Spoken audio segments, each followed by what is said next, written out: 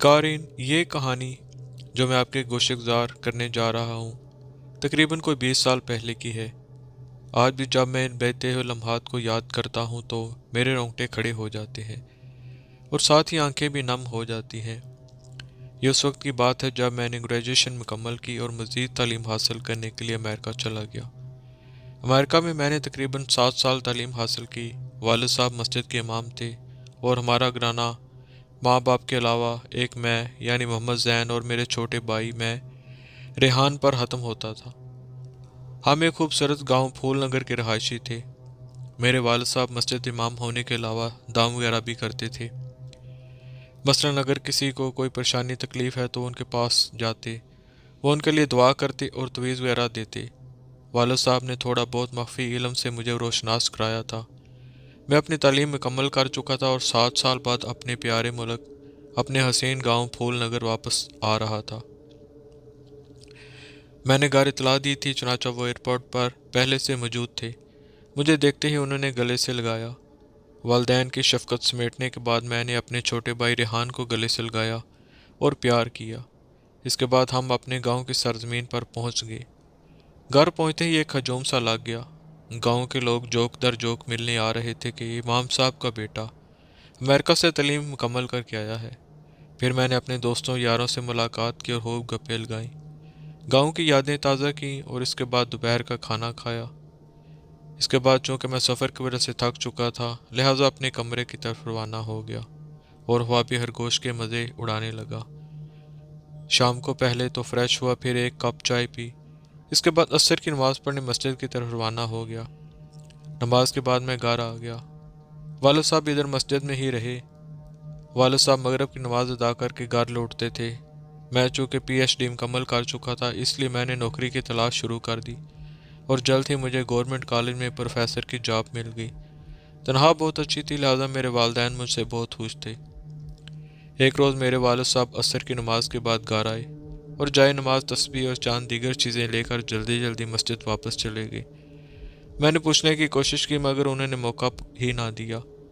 مغرب کے بعد جب وہ واپس آئے تو کچھ پریشان سے لگ رہے تھے۔ رات کا کھانا کھانے کے بعد میں نے والد صاحب سے کہا، ابا خیر تو ہے نا؟ آپ شام کو گھر آئے اور بنا کچھ بتائے واپس چلے گئے اور اب بھی آپ کے چہرے سے پریشانی صاف ظاہر ہو رہی ہے۔ بیٹا زین، کچھ نہیں، بس ایک کام سر پر آن پڑا ہے، بس اس کی کڑیاں سلجھا رہا ہوں۔ آج شام کو قریبی گاؤں کنگن پور سے 2 عمر رسیدہ میاں بیوی آئے اور آتے ہی پہلے تو زور کتار رونے لگے۔ میں نے انہیں بڑی تسلی دی اور چپ کرایا کہ اللہ تعالیٰ پر بھروسہ رکھیں، سب بہتر ہو جائے گا۔ انہوں نے بتایا کہ ہمارے گاؤں کے قریب ایک حویلی ہے جسے پرانی حویلی کے نام سے جانا جاتا ہے۔ وہ حویلی اب کسی کی مالکیت نہیں۔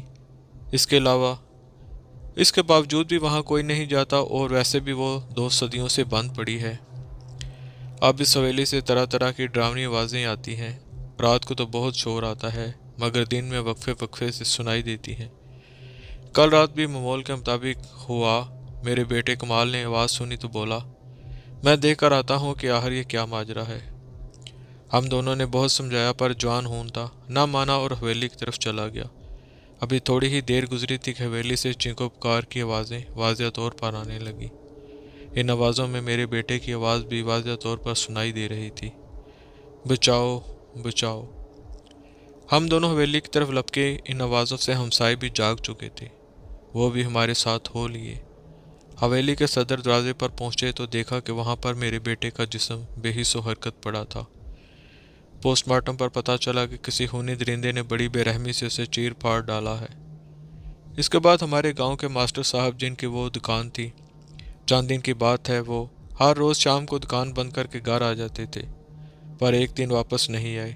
جب کافی ٹائم گزر گیا تو ان کے گھر والے انہیں تلاش کرنے دکان پر آ گئے اور راستے میں حویلی کے صدر دروازے پر ان کی لاش میرے بیٹے کی لاش کی جیسی حالت میں پڑی تھی اور یہ کہتے ہوئے زور کتار رونے لگے، اور جو حالت انہوں نے دونوں لاشوں کی بتائی وہ کچھ یوں تھی۔ جسم سارا زخموں سے بھرا تھا اور سر کو بالکل کچل دیا گیا تھا۔ میں نے انہیں حوصلہ دیا کہ میں اس حویلی کا کچھ کرتا ہوں، کچھ تویز دیے اور گھر کی طرف چل دیے۔ کل دن معمول کے مطابق گزرا۔ میں نے دوپہر کا کھانا اختر کے گھر کھایا، وہ میرے قریبی دوستوں میں شمار ہوتا تھا۔ और सबसे बड़ी बात उसकी इकलौती बहन सारा से मुझसे मंसूब कर दी गई थी। मैं और सारा एक दूसरे को बहुत चाहते थे। खाने पर अख्तर और उसके तमाम घर वालों से मुलाकात हुई, पर सारा से नहीं, क्योंकि वो उस वक्त किचन में खाना तैयार कर रही थी। वैसे शादी से पहले महबूबा के हाथ का खाना बड़ा ही लजीज लगता है, पर शादी के बाद खाने का मज़ा क्यों ख़राब हो जाता है? इस सवाल का जवाब मैं आपको शादी करने के बाद दे सकता हूँ। इतने में सारा ने मुझे किचन के दरवाजे की ओट से देखा और मुस्कुरा दी। मेरा भी पूरा ध्यान किचन की तरफ लगा हुआ था। मैंने भी जवाबन मुस्कुराहट दी। इसी लम्हे मुझे किसी दना की बात याद आ गई कि शादी एक ऐसा किला है, जो लोग इस किले से बाहर हैं उनकी यही कोशिश होती है कि इस किले के अंदर रहें, और जो अंदर हैं उनकी कोशिश होती है कि इस किले से किसी तरह बाहर निकलें। इसके बाद हम सब ने इकट्ठे खाना खाया और फिर इधर उधर की बातें होती रहीं। वक्त का एहसास ही ना हुआ और शाम हो गई। असर की नमाज पढ़ी और मैं घर आ गया। वालिद साहब ने मुझे मुखातब करके कहा कि बेटा ज़ैन, हो सकता है मुझे रात को पुरानी हवेली में ही रहना पड़े। अगर देर होगी तो मैं सुबह के वक्त घर आ जाऊँगा, इसलिए मेरा इंतज़ार मत करना। मैंने जवाब दिया, बाबा अपना ख्याल रखना। उन्होंने मुझे गले लगाया। न जाने क्यों उस वक्त मेरे दिल में एक अनजानी सी बेचैनी पैदा होने लगी, जैसे मेरे कोई अंदर चीज़ चुभ रही हो या मेरी कोई कीमती चीज़ खो गई हो। बाबा रात को वापस नहीं आए। मैंने बाबा का पैगाम घर पहुंचा दिया था। घर वालों का ख्याल था कि रात इधर ही यानी कंगनपुर में किसी जानने वाले के घर गुजारेंगे, पर मेरे दिल में अभी भी वसवसे से उभर रहे थे जैसे कुछ होने वाला है।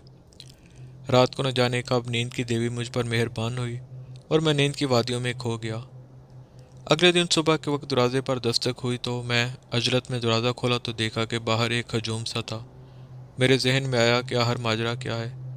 लोगों ने किसी की नीयत उठाई हुई थी। जल्दी से मेरे करीब दो फर्द आए और बोले, आप मौलवी साहब के बेटे हैं। मैंने इस बात में सर हिला दिया। इसके बाद जो अल्फाज उन्होंने कहे वो सुनते ही तो मैं जैसे सकते का शिकार हो गया। वो बोले, कल शाम मौलवी साहब पुरानी हवेली गए थे ताकि जो बेगनाह लोग इस हवेली की वजह से मौत की घाट उतर चुके हैं और जवान अमवात का सिलसिला शुरू हुआ है उसका तदराक किया जाए। पर आज सुबह उनकी लाश बेहिस्सो हरकत हवेली के दरवाजे से बाहर ज़मीन पर पड़ी मिली। जब मैंने ये अल्फाज सुने तो ऐसा महसूस हुआ जैसे पाँव के नीचे से ज़मीन ही निकल गई हो। पर क्या हो सकता था? सच का सामना तो करना ही था। मैं वहीं फूट फूट कर रोने लगा। चनाचा मुझे ऐसा महसूस होने लगा जैसे मेरी टांगों में जान ही ना रही हो। मैं गिरने लगा था कि उन दो नौजवानों ने मुझे सहारा दिया। ये देखते हुए मेरे बाकी घर वाले भी निकल आए और जब इन्हें पता चला कि उनकी दुनिया तबाह हो चुकी है तो उनका भी हाल मेरी तरह ही था। हम अपने बाबा की लाश के साथ लिपट लिपट कर रो रहे थे। हम कभी तो बाबा के चेहरे पर बोसा देते और कभी हिलाते कि शायद सो गए हों और अभी उठ जाएंगे। लोग हमें हौसला देते रहे पर हमारी तो दुनिया उजड़ चुकी थी। शाम 4 बजे मेरे बाबा को सुपुर्द हाक कर दिया गया और वो अपनी आखिरी आराम गाह मुंतकिल हो गए। हमारी पूरी रात बाबा को याद करते करते गुजर गई। न जाने कब मुझ पर गनूदगी तारी हुई और मैं जहाँ था वहीं पड़ा सो गया। हवा में मेरे वालिद साहब नजर आए। एक बहुत ही खूबसूरत मकाम था जहाँ तरह तरह के फूल लगे हुए थे। हर तरफ सब्ज़ा ही सब्ज़ा था। उनके बीच में मेरे वालिद साहब खड़े मुस्कुरा रहे थे। मुझे मुखातब किया, बेटा कभी हिम्मत ना हारना और पुरानी हवेली की शैतानियत को सबक सिखा कर छोड़ना। मेरा काम अधूरा मुकम्मल करना। खुदा तुम्हारी मदद करेगा, डरना मत, क्योंकि रहमान बड़ा है शैतान से और शैतान कुछ नहीं बिगाड़ सकता रहमान का। इसके बाद मेरी आँख खुल गई। फजर की अज़ान गूंजने लगी थी। मैंने हवाब का जिक्र किसी से नहीं किया और इस मामले के बारे में सोचने लगा।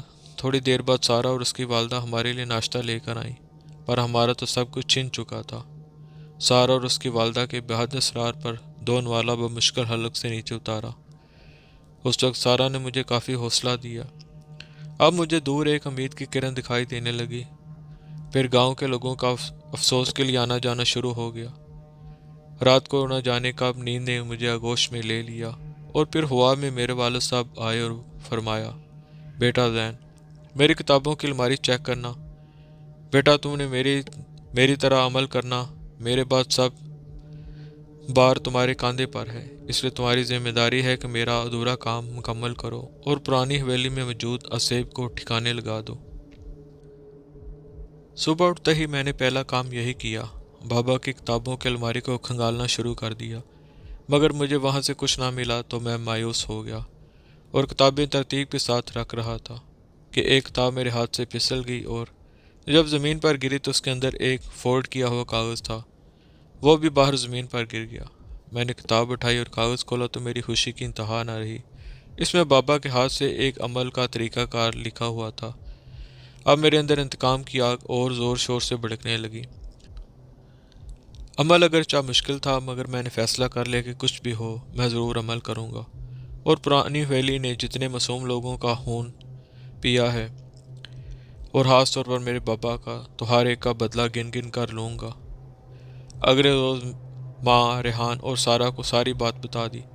انہوں نے روکا کہ اس حویلی کی وجہ سے تمہارے بابا موت کے منہ میں چلے گئے اور اب تم، ساتھ ہی سارا کی آنکھیں بھی نم ہو گئی۔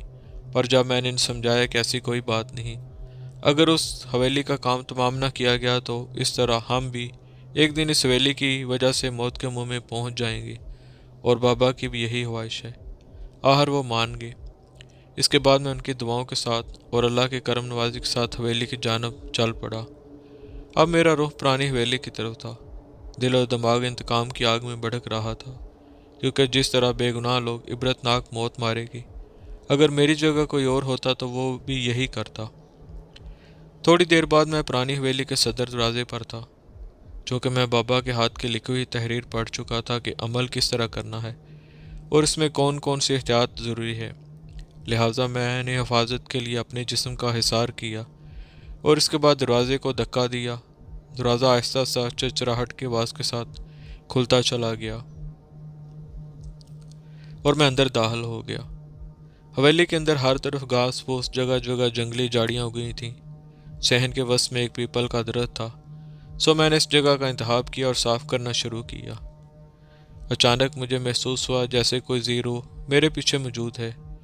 میں نے فوراً مڑ کر دیکھا پر وہاں کوئی نہیں تھا۔ میں نے اللہ کا نام لیا، اپنے چاروں طرف حصار کھینچا اور اس کے بعد عمل کی کارروائی کا آغاز کر دیا۔ ابھی تھوڑی ہی دیر گزری تھی کہ اندر سے عجیب و غریب قسم کی آوازیں آنے لگیں۔ اس طرح کی آوازیں میں نے پہلے کبھی نہیں سنی تھی۔ او میرے خدایا، اتنی بھیانک کہ اگر کوئی اور سن لیتا تو دل کی دھڑکن اندر سے بند ہو جاتی۔ ان آوازوں کا شور رفتہ رفتہ بڑھ رہا تھا، پر میں نے اپنا عمل پورا دھیان کے ساتھ کیا۔ وہ آوازیں حویلی کے درمیانے کمروں سے آ رہی تھیں۔ کچھ دیر بعد ان کا سلسلہ ختم ہو گیا۔ اب ہر طرف پہلے جیسا سما تھا۔ نماز ظہر کا ٹائم ہو گیا تو میں نے نماز ظہر ادا کی۔ اس کے بعد دوبارہ پڑھائی شروع کر دی۔ ابھی تھوڑی ہی دیر گزری تھی کہ حویلی کے در و دیوار کسی کی چنکوں سے لرزنے لگی، جیسے کسی لڑکی پر تشدد ہو رہا ہو۔ مجھ سے رہا نہ گیا، کیونکہ اس لڑکی کی آواز میں بہت غم اور درد تھا۔ میرا دل چاہ رہا تھا کہ ابھی حصار سے باہر نکل کر اس لڑکی کی جان بچا لوں، پر عین موقع پر میرے کانوں میں بابا کی آواز پڑی، بیٹا یہ سب تمہیں عمل سے دور رکھنے کے لیے ایک چال ہے، پڑھائی جاری رکھو۔ میں نے اپنا دھیان دوبارہ عمل کی طرف کر لیا۔ تھوڑی دیر بعد لڑکی کی چینکوں کا سلسلہ ختم ہو گیا۔ میں نے پڑھائی جاری رکھی اور آخر کار وقت گزرتا گیا اور نماز عشاء کا ٹائم ہو گیا۔ میں نے حصار کے اندر ہی نماز ادا کی اور دوبارہ اپنے مقصد میں ڈوب گیا۔ اچانک تیز ہوائیں چلنے لگیں جس کی وجہ سے گرد و غبار کا طوفان اٹھا۔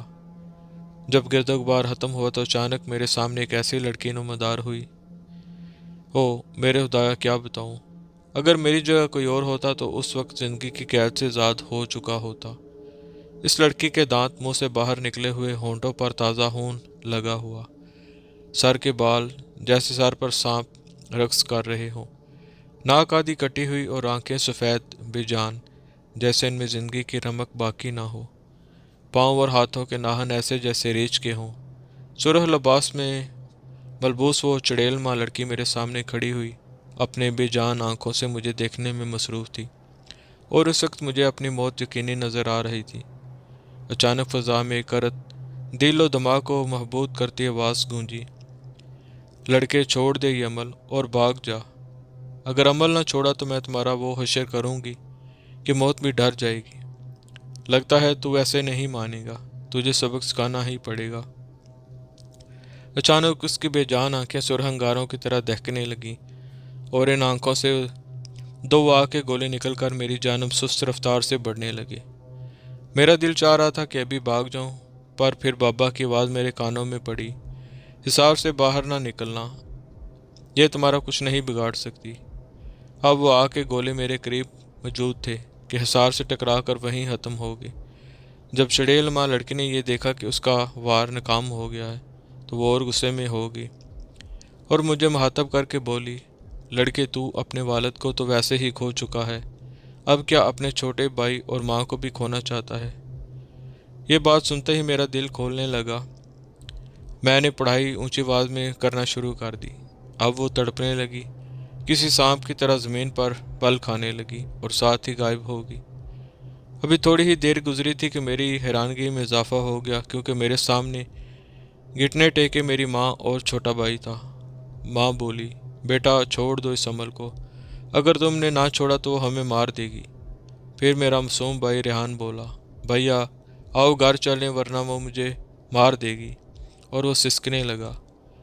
پھر میں نے فیصلہ کیا کہ کچھ بھی ہو جائے میں اپنی ماں اور بھائی کو کھونے نہیں دوں گا، اور حصار سے باہر نکلنے ہی لگا تھا کہ میرے والد صاحب کی آواز سماعتوں سے ٹکرائی، زین بیٹا پڑھائی جاری رکھو، یہ سب تمہاری نظروں کا دھوکہ ہے۔ میں نے پھر اونچی آواز میں پڑھنا شروع کر دیا اور وہ دونوں غائب ہو گئی۔ میں سمجھ گیا کہ یہ اس چڑیل نما لڑکی کی چال تھی اور وہ کامیاب نہ ہو پائی۔ اب کوئی خوفناک واقعہ پیش نہ آیا اور میں نے عمل جاری رکھا۔ تھوڑی دیر بعد فجر کی اذان کا وقت ہونے والا تھا اور فجر کی نماز کے ساتھ ہی میرا عمل اپنے اختتام کو پہنچ جانا تھا۔ تقریباً 1 گھنٹے بعد فجر کی اذان ہر طرف گونجنے لگی۔ میں نے فجر کی نماز ادا کی، پھر اپنا عمل شروع کر دیا۔ حویلی کے در و دیوار جیسے کانپنے لگے۔ ایک طوفان آ گیا، مٹی اڑنے لگی، درختوں پر شاخیں تیز ہوا کی وجہ سے ٹوٹنے لگی، ساتھ ہی خوفناک قسم کی آوازیں آنے لگیں۔ میرا بہت برا حال ہونے لگا اور یہ سلسلہ تقریباً کوئی 35 منٹ تک جاری رہا۔ اس کے بعد آہستہ آہستہ ماحول پر سکوت چھانے لگا۔ اب میرے سامنے وہ چڑیل ماں لڑکی تھی جو ہاتھ جوڑ کے کھڑی تھی اور بولی، 100 سال گزر گئے، حویلی میں کوئی مجھے زیر نہیں کر سکا، آج تو نے مجھے اپنا غلام بنا لیا۔ میں نے کہا، ان تمام بے گناہ اموات اور خاص طور پر اپنے بابا کی موت کے بارے میں پوچھا تو اس نے جواب دیا، ان سب اموات کے پیچھے ایک کہانی ہے، ایک سچی کہانی۔ میں نے کہا، جلدی بتا اپنی اصلیت ورنہ جلا کر ختم کر دوں گا تجھے۔ وہ پھر اپنی قہر آلودہ آنکھوں سے میری طرف دیکھتی ہوئی بولی، کوئی 100 سال پہلے کی بات ہے کہ میں اور میرا پتی کنال اس حویلی میں رہتے تھے اور خوشی خوشی زندگی بسر کر رہے تھے۔ میں ایک امیر خاندان سے تھی جبکہ کنال مڈل طبقے سے تعلق رکھتا تھا۔ ہم نے والدین کی مرضی کے خلاف شادی کی۔ کنال مجھے بہت چاہتا تھا اور میں بھی اسے بہت پیار کرتی تھی۔ ایک صبح کنال چھٹی کے دن دفتر کا بہانہ بنا کر گھر سے نکلا تو میں سمجھی شاید کام زیادہ ہو، اس لیے چھٹی کے دن بھی کنال کام پر جا رہا ہے۔ اس کے جانے کے بعد میں گھر کا سودا صرف لینے کے لیے بازار کی طرف روانہ ہوگی۔ راستے میں میری نگاہ سڑک کے ساتھ واقع ایک ہوٹل کی پارکنگ ایریا کی طرف اٹھی جہاں کنال کی گاڑی بھی کھڑی تھی۔ مجھے شک سا ہوا کہ کنال اس وقت ہوٹل میں کیا کر رہا ہے۔ میں نے گاڑی پارک کی اور ہوٹل کے اندر داخل ہو گئی۔ ایک لمحہ کے لیے تو میں پتھر کی طرح ہو گئی۔ کنال اور اس کے ساتھ ایک لڑکی ہاتھوں میں ہاتھ ڈالے کافی پی رہے تھے۔ میرے تو سانحے ہی عطا ہو گئے۔ مجھے ایسا لگا جیسے میرے پاؤں سے زمین سرک گئی ہو۔ آخر میں نے ہمت کر کے چپکے سے کنال اور اس لڑکی کی بائیں سائڈ والے ٹیبل پر منہ دوسری طرف کر کے بیٹھ گئی تاکہ اگر وہ دیکھ بھی لیں تو انہیں میرا چہرہ نظر نہ آئے۔ اس کے بعد میں نے ان کی باتوں پر دھیان دیا۔ کنال نے اس لڑکی کو مخاطب کیا، سونالی میری جان بس تھوڑا سا اور صبر کر لو، ویسے بھی اب میری اور لکشمی کی شادی ہو چکی ہے اور اگر اسے کسی طرح موت کے منہ میں دھکیل دیا جائے تو اس کی ساری جائیداد میرے نام ہو جائے گی اور پھر ہم دونوں شادی کر لیں گے۔ زندگی آرام سے عیش و عشرت کے ساتھ گزرے گی۔ یہ سنتے ہی جیسے میرے کانوں کے پردے پھٹ گئے ہوں، جیسے میرے ارد گرد دھماکے ہو رہے ہوں، مجھے ایسے محسوس ہوا جیسے میری روح میرا ساتھ چھوڑ رہی ہے۔ मेरी आंखें पथरा गईं। मैं वहां से चुपके से उठी और घर की तरफ रवाना हो गई। घर पहुंचकर मैं फूट फूट कर रोई कि जिस शख्स की खातिर मैंने अपने वालिदैन की मर्जी के खिलाफ हो गई, जिसके लिए मैंने अपने घर बार सब कुछ छोड़ दिया, आज वही किसी दूसरी लड़की से मोहब्बत का दम भर रहा है और मुझसे महज दौलत की खातिर शादी रचाई। झूठा मकार फरेब दिया उसने मुझे। अब मुझे गुस्सा आ रहा था अपने आप पर और फरेबी कुणाल पर भी, कि मैं कितनी बेवकूफ़ थी कि कुणाल जैसे घटिया इंसान के फरेब में आ गई। अब मैंने अहद कर लिया था कि कुछ भी हो रहे कुणाल को अपनी जायदाद से एक पाई तक नहीं दूंगी। शाम को कुणाल वापस आया और आते ही मुझे बाहों में भर लिया। जाने मन तुम्हारा दिन बहुत बोर गुजरा होगा। मैं जो नहीं था मेरी जान, मेरा भी कुछ ऐसा ही हाल था। दफ्तर में दिल नहीं लग रहा था, तुम्हारे बिना मेरा एक एक पल अजियत में गुजर रहा था। उसका चेहरा साफ बता रहा था कि वह सब बातें दिल से नहीं बल्कि दिमाग से कह रहा है। मामूल के मुताबिक रात को हम खाने के टेबल पर बैठे और खाना खाया। उसके बाद मैंने अपने और कुणाल के लिए चाय बनाई। इसके बाद मैंने कुणाल को मुखातब किया, कुणाल क्या तुम्हें मुझसे सच्ची मोहब्बत है और तुम मेरी मोहब्बत मेरे प्यार की वजह से मुझसे शादी की या महज दौलत की खातिर? अब कुणाल चौंक पड़ा और तज्जब से मेरी तरफ देखा। मेरे चेहरे से गुस्सा जाहिर हो रहा था। कुणाल अपनी कुर्सी से उठा और मेरे करीब आ गया। मेरे बालों में हाथ फेरते हुए बोला, क्यों लक्ष्मी मेरी जान, मुझ पर किसी किस्म का शक है क्या? मैंने कोई जवाब ना दिया। इस पर कुणाल के चेहरे से घबराहट आया थी। अब उसे मुझ पर शक हो गया था कि शायद लक्ष्मी को सोनाली के बारे में पता है कि अचानक कुणाल ऊंचे ऊंचे कहके लगाने लगा, लक्ष्मी जी, अगर आप सुनना ही चाहती हैं तो सुने। मैंने तुमसे सिर्फ और सिर्फ तुम्हारी दौलत के लिए शादी की है। मेरा प्यार मेरी मोहब्बत सब कुछ सोनाली ही है, समझी ना? मैं भी गुस्से से उस पर टूट पड़ा। कुणाल कान खोल कर सुन लो, तुम्हें मेरी जायदाद से एक टिका भी नहीं मिलेगा। फिर हम दोनों में काफ़ी बहस शुरू होगी और इस दौरान कुणाल ने टेबल के ऊपर पड़ा हुआ फूलों का गुलदान जो काफ़ी वजनी था उसे मेरे सर पर दे मारा। गुलदान भारी होने की वजह से जैसे ही मेरे सर से टकराया तो खून का एक फुहारा मेरे सर से नमदार हुआ। मैंने उठने की कोशिश की मगर नाकाम रही। सामने सोफे पर कुणाल बैठा मुस्कुरा रहा था। फिर मैं सिरक सिरक कर टेलीफोन की जानब बढ़ना शुरू किया, लेकिन जब टेलीफोन तक पहुंची ऐन उस वक्त मेरे सर पर जहां से फ़ोन बह रहा था उस जगह ज़ोर से कुणाल ने लात रसीद कर दी और मेरी रूह उसी वक्त ज़िंदगी से आज़ाद हो गई। इसके बाद कुणाल और सोनाली ने मेरी लाश को करीबी गांव के एक देहाती को थोड़ी सी रकम देकर मुझे ठिकाने लगाने का काम सौंप दिया। इसके बाद कुणाल और सोनाली ने शादी कर ली और मेरी दौलत पर ऐश करने लगे। इधर उस देहाती ने मेरी लाश को एक आमल के हवाले कर दिया क्योंकि आमल ने उसे भारी रकम दी थी। उसने मेरी लाश जलाने की बजाय उसे बेच दी। आमल ने मेरी लाश पर चिल्ला काटना शुरू कर दिया और चंद ही दिनों में उसने मेरी रूह अपने कब्जे में कर ली। वो मेरी तमाम तर हकीकत भी जान चुका था। मैंने उसे बहुत समझाया कि बस चंद मिनट की मोहलत दे ताकि मैं कुणाल और सोनाली से अपनी मौत का बदला ले लूं, पर वो ना माना। मैं क्या कर सकती थी? मैं आकर उसकी गुलाम बन चुकी थी। आमल मुझसे तरह तरह के काम लेता था, अच्छे भी और बुरे भी। आमल एक दिन किसी काम से दूसरे शहर जा रहा था कि रास्ते में उसकी गाड़ी का एक्सीडेंट हो गया जिसमें वो मारा गया और मैं आज़ाद हो गई। अब मेरा रूह अपनी हवेली की जानब था जहाँ पर कुणाल और सोनाली मेरी दौलत और जायदाद पर रंग डलियाँ मना रहे थे। जितने दिन आमल ने मुझे अपने कब्जे में रखा था उस दौरान मेरी रूह बहुत शक्तिशाली हो गई थी।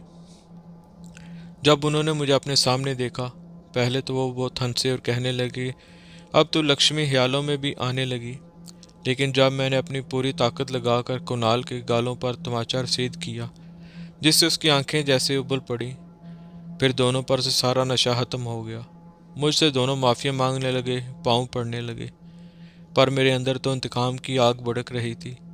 उन दोनों की वजह से मेरी ऐश की ज़िंदगी अजियत में बदल चुकी थी। मैं उंगली के इशारे से कुणाल को ऊपर उठाना शुरू कर दिया। जब वो छत तक पहुंच गया तब उसे उल्टा नीचे फेंक दिया। जैसे ही उसका सर ज़मीन से टकराया कुणाल का सर कीमे में तकसीम हो चुका था। इसके बाद सोनाली की बारी थी। सोनाली ने मुझसे बहुत माफ़ी मांगी بہت منت سماجت کی پر میں نے اس کی ایک نہ سنی اور ایک طرف کر کے پھونک ماری۔ ساتھ ہی اس کے جسم کو گرمی لگنا شروع ہو گئی۔ جو گرمی بڑھنے لگی تو وہ تڑپنے لگی اور آخرکار گرمی کی شدت اتنی بڑھ گئی کہ اسے آگ نے اپنی لپیٹ میں لے لیا اور وہ وہیں ڈیر ہو گئی اور پھر خاموش ہو گئی۔ میں یہ سب سن کر بہت زیادہ حیران بھی تھا اور خوف زدہ بھی۔ تھوڑی دیر بعد لکشمی کی روح نے ایک سرداب بھری۔ پھر میں نے اسے اپنے والد اور دوسری اموات کے بارے میں دریافت کیا، جس کے جواب میں اس نے بتایا کہ عامل نے مجھ پر عمل کر کے مجھے قہر بنا دیا۔ اب میں جب تک کسی کا خون نہ پی لوں چین نہیں ملتا۔ میں جب درندگی کی حد تک پہنچ کر کسی کا خون پیتی ہوں تو پھر مجھے سکون ملتا ہے۔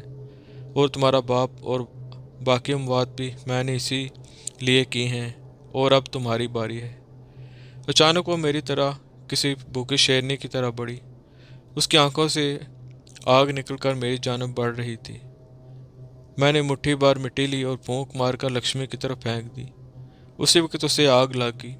وہ بہت چلائی، منت سماجت کی، پر آخرکار آگ بڑھتی ہی چلی گئی اور اس کی چینخ و پکار اس آگ میں ہمیشہ کے لیے دب گئی۔ ساتھ ہی ایک طوفان آ گیا۔ درخت جڑوں سے اکھڑنے لگے، ہر طرف مٹی ہی مٹی اٹھنے لگی۔ ایسا طوفان میں نے آج تک نہیں دیکھا تھا۔ تھوڑی دیر بعد طوفان چھٹ گیا۔ میں نے خدا کا شکر ادا کیا اور گھر کی طرف روانہ ہو گیا۔ گھر پہنچا تو گھر والوں نے گلے لگایا اور ساتھ ہی گاؤں والوں نے بھی۔ کچھ عرصے بعد میری سارا سے شادی ہو گئی۔ کالج میں میرے گریڈ بڑھتے بڑھتے میں پرنسپل کے درجے تک جا پہنچا۔ سارا نے شادی کے کچھ عرصے بعد 2 بچوں کو ایک ساتھ جنم دیا۔ میں، سارا، والدہ اور چھوٹا بھائی آرام دہ زندگی گزار رہے ہیں۔ مگر میں آج بھی جب ماضی کے دریچوں میں جھانکتا ہوں تو غم اور خوف کی ایک لہر میرے جسم میں سرایت کر جاتی ہے۔ میری آنکھوں سے آنسو اور چہرے سے خوف صاف دکھائی دینے لگتا ہے۔ اور آج لوگ ہر شام پھول نگر کے مسجد امام کی جگہ ان کے بیٹے محمد زین کے پاس آتے ہیں، کیونکہ بابا کے بعد گدی میں نے سنبھال لی تھی۔